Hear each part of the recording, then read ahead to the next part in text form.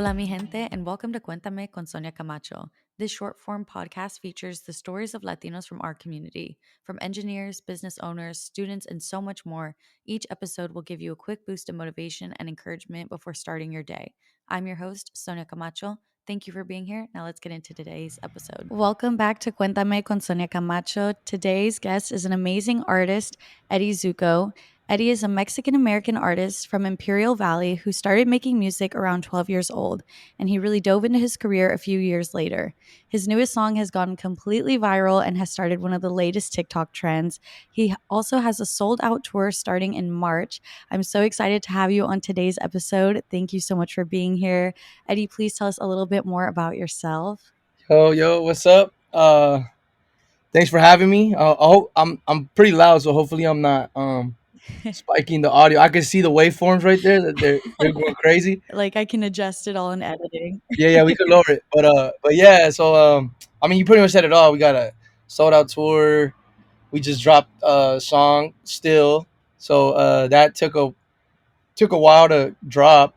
But I finally got it to catch some buzz at the end of the year, like December Mhm. December 28th really was the exact date that I got it to go crazy, and that just made it a little bit easier for us to be able to get the song out because of sample clearances and all that. So we got that out. We got the tour coming, and and hopefully more shows after that because they sold out pretty fast. So I know people want more.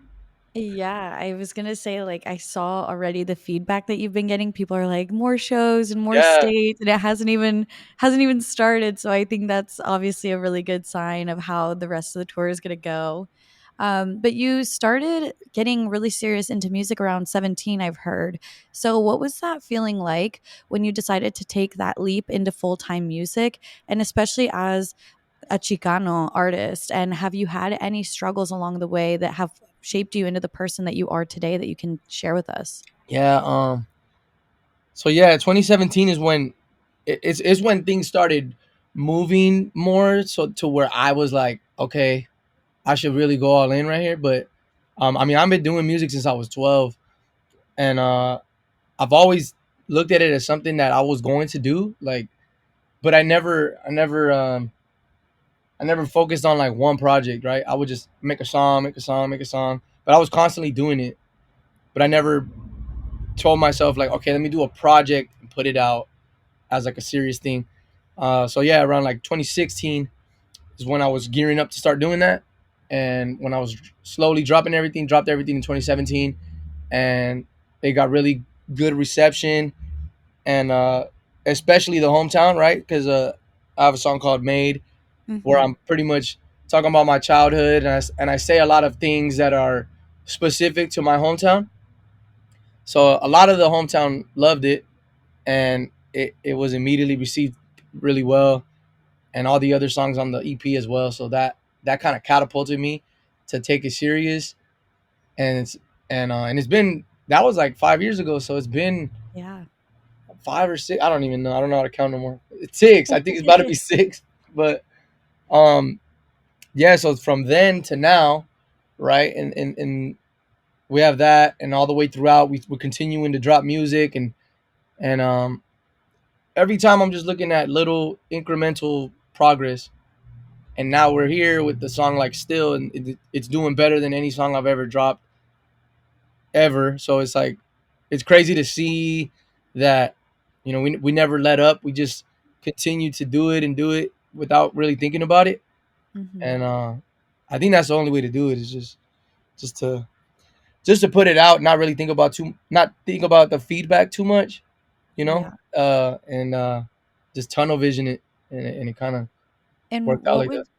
what would you say to the listeners? Because I know a lot of people are going to listen to this episode and are probably making their own music, but are Yeah, afraid to put it out or are getting teased by their friends. And I know that you've touched on this in a few other interviews, but how was that like for you? And how did you kind of like combat those feelings of people making fun of you for chasing your dreams and everything and just really diving into it as a career? yeah. I don't know. I think because I started so early, like I Hmm. literally was 12, and I started making music, right? Not as something serious, but just, oh, that's fun. Like I like watching these guys make music on TV. I'm gonna do the same thing.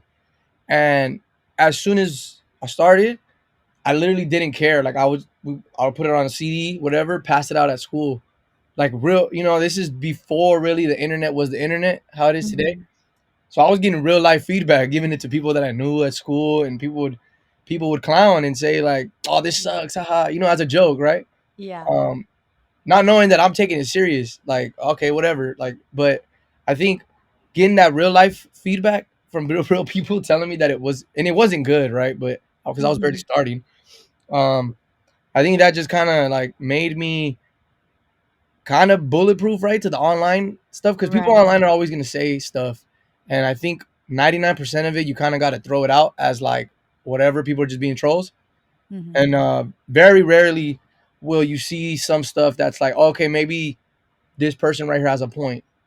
But I think it's just, as an artist, you kind of just have to be super confident in your work and not pay attention to what people are saying. You kind of want to invite the all kinds of different feedback, because if you're only getting positive feedback, it's probably like, you barely started, and like it's like, your mom and your tias and your cousins are Mhm. supporting you, and they're only giving you positive feedback, right? Because they know you, they love you.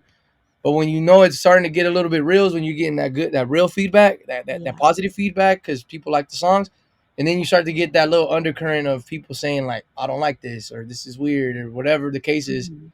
I think that should be a marker letting you know like, okay, it's kind of going in the right direction. You kind of do want that negativity a little bit. Yeah, no, I definitely can relate to that, especially when I started content creation. And I feel like the one piece of advice that we both can relate on is like, if it's your passion, then none of the other noise matters. You can use like what you were saying, like the feedback, constructive criticism. Yeah. But at the end of the day, it shouldn't like completely tear you down. It should No, only no, really no. build you up and give you that motivation. I remember getting like made fun of for posting pictures of me and like my laptop online and giving like tips for students and stuff. But now I've really built that into a brand. So, Oh yeah. yeah, if you lead with passion, it really can take off. But next, I really want to get into this tour that you have coming up. So, I heard that you guys had the tour planned before even releasing your newest song. So, I kind of want to go through the whole process of what it was like to set it up and what that really felt like for you. Because Yeah. if I'm not mistaken, this is your first tour. So what is this like? Like, do you feel super cool being able to be like, I'm gonna go on a tour now? Like, what is that like? So before the song even went crazy, we were already planning this tour. Because I we had already built it up right to a point where like, okay, I think I could go to Texas. I think I could go to these cities Mhm. and do some shows. I didn't know for sure if I could sell it out or whatever, but I was just like, whatever. We just got to get out there because I never been, and so I was excited already even before the song came out. And then the song, something like that happens, and I think it just changes everything. It Yeah. just, it kind of just like solidified everything, because I knew it was gonna be kind of tough to sell the all those tickets. There Mhm. were some of the venues were bigger than I thought, and